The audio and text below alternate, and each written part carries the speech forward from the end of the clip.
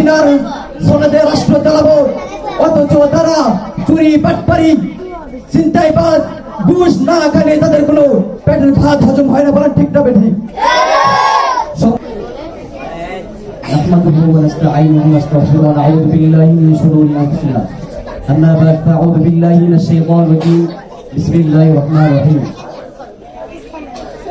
ولا تأكلوا أموالكم بينكم بالباطل وتدلوا بها للحكام لتأكلوا فريقا من أموال الناس وقال تعالى أعطوا الأجر أجره قبل أن يدفع حقه أو كما قال عليه الصلاة والسلام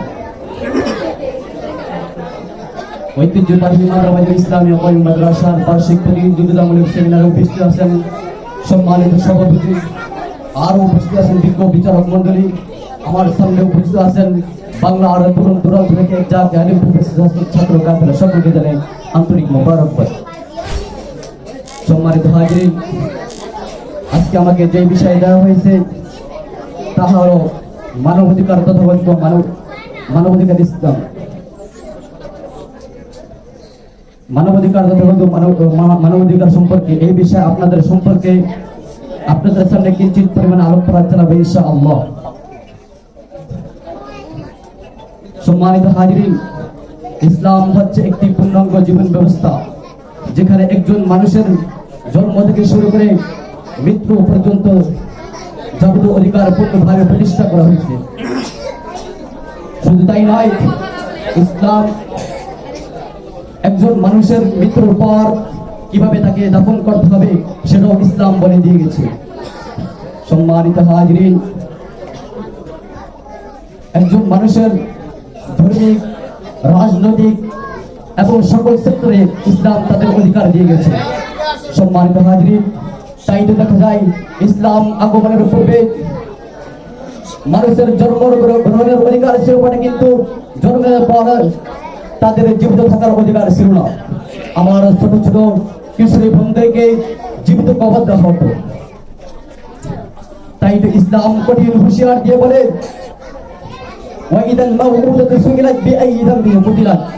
জীবন্ত পতিত কন্যাকে জিজ্ঞাসা করা হবে কোন অপরাধে তাদেরকে হত্যা করা হলো। অন্য আয়াতে ইরশাদ রয়েছে, তোমরা দরিদ্রতার ভয়ে তোমাদের সন্তানদেরকে হত্যা করো না। সম্মানিত হাজিরিন, এরপর যদি আমরা তাকাই দেশের ন্যায় বিচারের দিকে, আজ দেশের ভিত্তিতে ন্যায় বিচার না থাকার কারণে কিছু মানুষ হয় মাজলুম আর কিছু মানুষ হয় জালেম। জালেমরা আজ বর্তমানে এই কথা ন্যায় বিচার না থাকার কারণে এই কথা বলতে সাহস পায়, আমরা মদিনার সনদে রাষ্ট্র চালাবো, অথচ তারা চুরি বাটপারি ছিনতাইবাজ ঘুষ না খেলে তাদের কোনো পেটের ভাত হজম হয় না। বলেন ঠিক না বেঠিক? সম্মানিত হাজিরিন, শুধু তাই নয়, আজ আমার মুসলিম ভাইদেরকে পাথর মেরে হত্যা করা হয়, আমার বোনদেরকে নির্যাতন করা হয়। সম্মানিত হাজিরিন, আমাদের পাশের প্রতি ভারতের দিকে লক্ষ্য করেন, যেখানে আমার মুসলিম ভাইদের রক্ত দিয়ে বলি করা হয়। আজকে দেশের ভিতরে ন্যায় বিচার না থাকার কারণে এই অবস্থা হচ্ছে।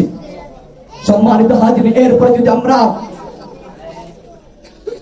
মানুষের অধিকার ন্যায্য মজুরির দিকে তাকাই, আজকে মানুষ আমাদের ন্যায্য মজুরি পাইতেছে না, অথচ রাসূল আকরাম সাল্লাল্লাহু আলাইহি ওয়াসাল্লাম বলেন, শ্রমিকদের ঘাম শুকানোর আগে তাদের ন্যায্য মজুরি দিয়ে দাও, অন্যথায় তোমাদের জন্য কঠিন হুঁশিয়ার রয়েছে। সম্মানিত হাজিরিন, এরপর যদি আমরা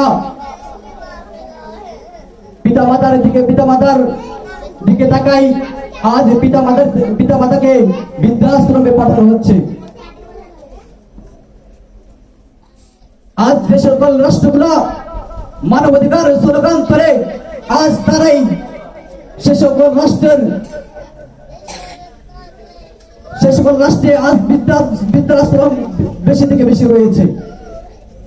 যে মা, যে বাবা 10 মাস 10 দিন পর্যন্ত পেটে ধারণ করেছে, আজ সেই মাদেরকে ছেড়ে দেওয়া হচ্ছে বৃদ্ধাশ্রমে।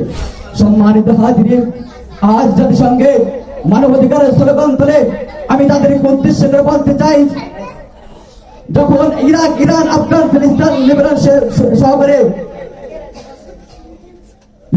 শহরে যখন যে এইসব রাষ্ট্রতে আমার মুসলিম ভাইদেরকে হত্যা করা হয়, তখন তোমাদের সেই মানবাধিকার কোথায় থাকে? সুতরাং তোমরা মানবাধিকারের স্লোগান তোলার আগে আমার বাংলা জমির মানবাধিকার